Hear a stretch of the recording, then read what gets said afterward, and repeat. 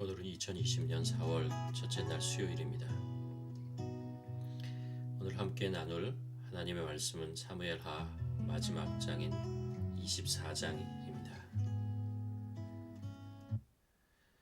다윗이 백성을 조사한 후에 그의 마음에 자책하고 다윗이 여호와께 이르되 내가 이 일을 행함으로 큰 죄를 범하였나이다. 여호와여 이제 간구하옵나니 종의 죄를 사하여 주옵소서. 내가 심히 미련하게 행하였나이다 하니라.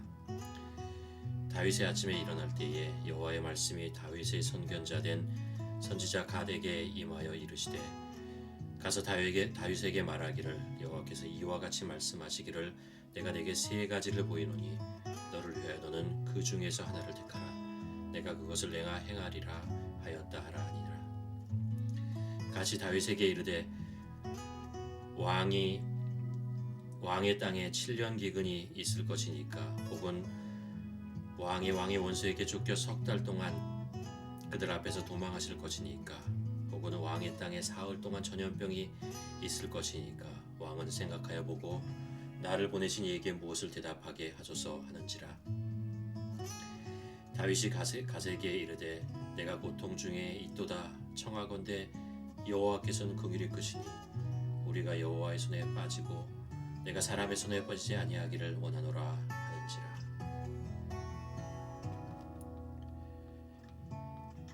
이에 여호와께서 그 아침부터 정하신 때까지 전염병을 이스라엘에게 내리시니 단에서부터 브엘세바까지 백성의 죽은 자가 7만 명이라.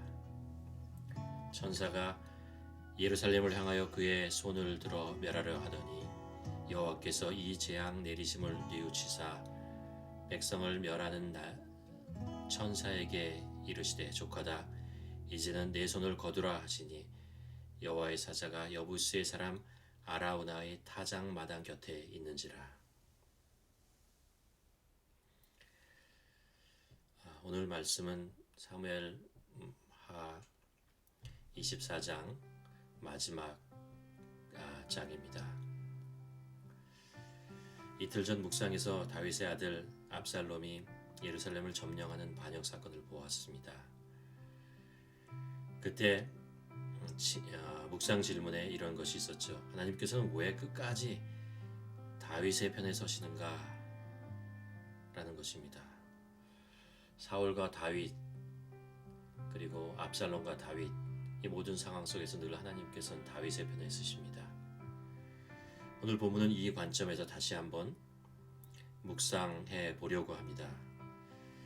본장은 다윗이 우리아의 아내인 밧세바를 간음한 사건에 이어 다윗의 최대 실수인 인구조사와 그로 인한 징계가 기록되어 있습니다. 다윗은 자신의 영광과 이스라엘 막강한 권력을 자랑하고 싶은 의도에서 인구조사를 실시합니다. 인구조사가 악한 것은 아니죠. 모세오경 중 민수기는 이집트에서 해방된 후에 광야에서 인구조사를 하는 것으로 시작됩니다. 세상에는 악한 일이 있습니다. 일 자체가 악한 것입니다. 살인하는 것, 도적질하는 것, 남을 비방하는 것, 우상을 섬기는 것, 사기를 치는 것 등. 그런가 하면 어떤 일은 그 일 자체가 악하거나 선한 것이라고 말할 수 없는 것들이 참 많이 있습니다. 예를 들면 집을 사고 파는 것, 운동을 하는 것, 먹는 것, TV나 인터넷을 보는 것, 물건을 사는 것, 선물을 주는 것, 말하는 것. 그러니까 겉으로 드러난 것만을 보고는 선과 악을 구분짓기 힘든 것들이 많이 있습니다. 그래서 그 안을 들여다보아야 비로소 그것이 선한 것인지 악한 것인지를 구별할 수 있는 것이죠. 오늘 본문에서 다윗의 인구조사는 겉으로는 아무 문제가 되지 않을 수 있지만 그 내면은 자기 과시와 교만함이 숨어 있었던 것입니다. 다윗은 요압 장군의 충고에도 불구하고 인구조사를 강요하고 또 그 결과로 자신이 원하는 만족하는 것을 얻게 됩니다. 이스라엘에 담대한 용사 80만이 있고 유다에 50만 명의 군인이 있다는 것을 알게 됩니다. 그리고 그것을 보고받는 순간 크게 기뻐합니다. 그러나 그 만족은 잠시뿐이고 곧 자신의 잘못을 깨닫게 됩니다. 그래 다윗은 즉시 하나님께 자신의 잘못을 회개합니다. 10절에 보면 다윗이 이렇게 얘기합니다. 다윗이 백성을 조사한 후에 그의 마음에 자책하고 다윗이 여호와께 아뢰되 내가 이 일을 행함으로 큰 죄를 범하였나이다. 여호와여 이제 간구하옵나니 종의 죄를 사하여 주옵소서. 내가 심히 미련하게 행하였나이다 하니라. 놀랍게도 여기서 다윗은 자신이 원하는 것을 얻는 순간에 자신의 내면을 보게 됩니다. 자기 안에 교만과 내 영광이 있었다는 것을 깨닫고 회개하게 됩니다. 회개는 죄를 깨닫는 것만이 아니라 그 죄로부터 돌아서서 반대 방향의 길을 가는 것이죠. 내 잘못을 돌아보아도 내 자신을 돌아보아도 잘못된 것을 눈치채는 것은 할 수 있습니다. 어디론가 잘못된 길을 가면 죄를 지으면 성령님께서 내 마음을 불편하게 찌르시기 때문입니다. 그래서 알아요. 그런데 어려운 것은 방향을 바꾸는 것입니다. 보통 잘못을 알게 되면 회개하는 것은 보통 잘못을 알게 되어도 회개하는 것까지 가는 것은 쉽지 않습니다. 자존심, 명예 때문에 손해볼 것이 싫어서 다른 사람의 비난이 두려워서 사울왕처럼 말입니다. 잘못된 것을 멈추고 더 이상 하지 않는 것, 빠져들어가는 탐욕을 포기하고 손해를 감수하는 것, 내 오감을 즐겁게 하는 것에서 그만두고 뒤로 돌아서는 것 등등. 그런데 다윗은 자신이 잘못된 행동을 했다는 것 정도가 아니고 남에게 보이지 않는 내면에 잘못된 동기가 있다는 것을 발견하고 바로 후회하고 회개합니다. 얼마든지 얼버무릴 수 있는 상황이었습니다. 겉으로 보기에 죄를 지은 것도 아니고 왕으로서 얼마든지 인구조사의 명분을 내세울 수도 있었을 것입니다. 그러나 다윗은 자기 안의 동기가 잘못된 것을 깨달는 순간 회개해버립니다. 하나님께서 끝까지 다윗의 편에 서서 다윗을 지켜주신 이유가 바로 여기에 있는 것이 아닌가 생각하게 됩니다. 다윗이 다른 사람보다 죄를 짓지 않았기 때문에, 다윗이 다른 사람보다 깨끗하기 때문에, 늘 하나님의 영광만을 위해서 살았기 때문이 아니라 자신의 잘못을 깨달는 순간 바로 회개할 줄 알았던 사람이었기 때문이죠. 오늘 본문은 다시 그때 하나님께서는 선지자 갓을 통하여 다윗에게 징벌의 소식을 전합니다. 갓을 통하여 하나님은 세 개의 재앙을 다윗에게 제시합니다. 그것은 7년의 기근, 3달의 전쟁, 그리고 3일의 전염병이었습니다. 하나님은 다윗에게 이 세 개 중에 하나를 선택하라고 말씀하십니다. 다윗에게 있어서 세 가지 재앙 중 어느 하나도 쉬운 선택이 아니었습니다. 그래서 다윗은 하나님의 긍휼하심을 바라며 하나님의 손에 모든 것을 맡깁니다. 다윗이 하나님 편에 설 수 있었던 또 다른 이유가 여기에 있다고 생각합니다. 그것은 자신의 잘못이 지적당하는 순간에 변명하지 않고 받아들이는 것입니다. 변명은 사람이 자신을 방어하는 본능과 같은 것입니다. 나의 잘못, 약점을 누군가가 지적하면 마치 내 마음속에서 물이 끓어오르는 것처럼 불편하고 짜증이 나고 화가 치밀어 오르거나 부끄러워 피하고 도망가고 싶어집니다. 더 나아가서 나의 잘못을 지적하는 사람들을 비난하게 됩니다.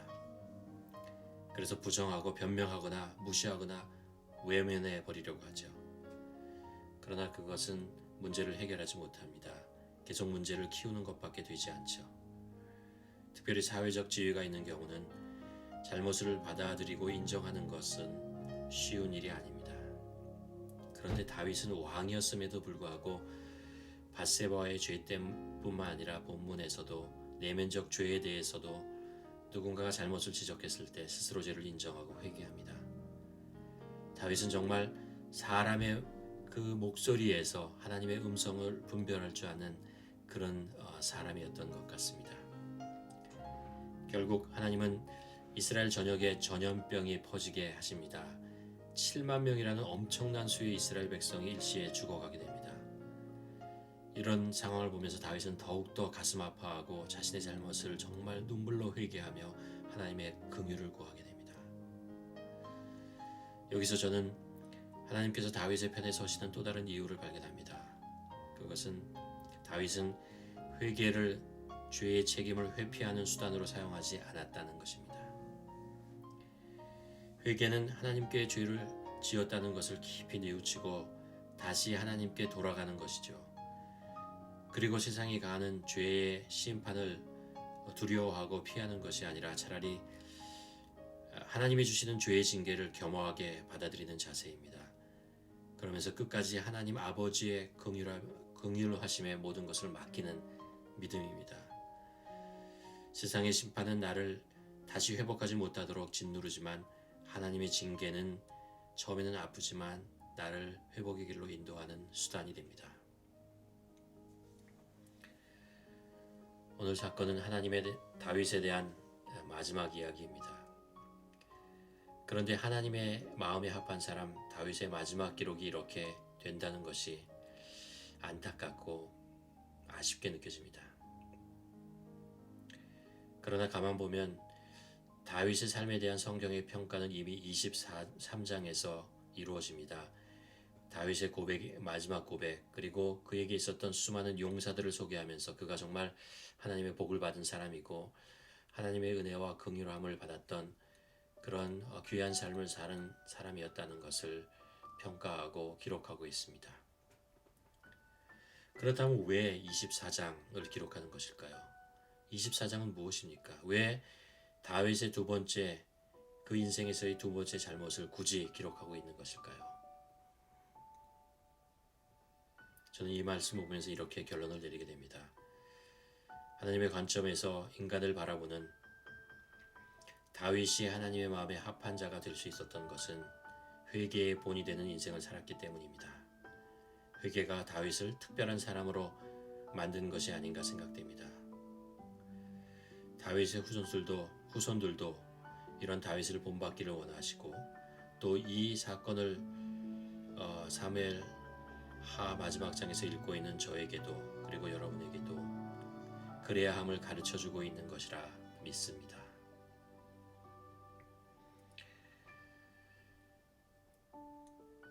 오늘 묵상 질문은 이것입니다.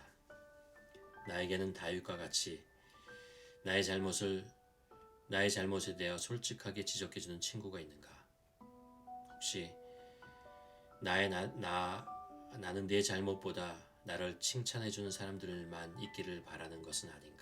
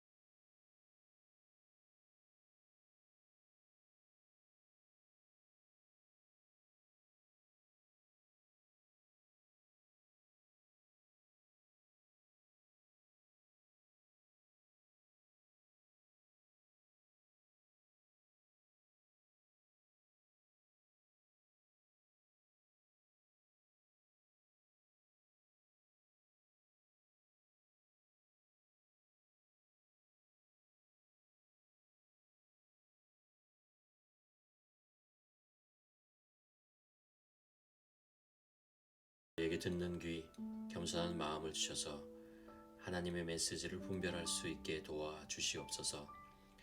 회개의 영을 주셔서 저희 마음이 교만하지 않게 낮추시고 늘 하나님을 경외하며 살게 도와 주시옵소서. 오늘도 저희는 전염병이라는 힘든 현실 속에서 하루를 살게 됩니다.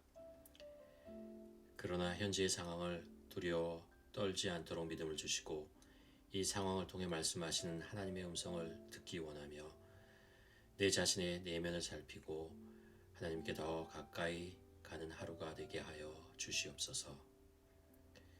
긍휼이 많으신 하나님의 아들 예수 그리스도의 이름으로 기도합니다. 아멘.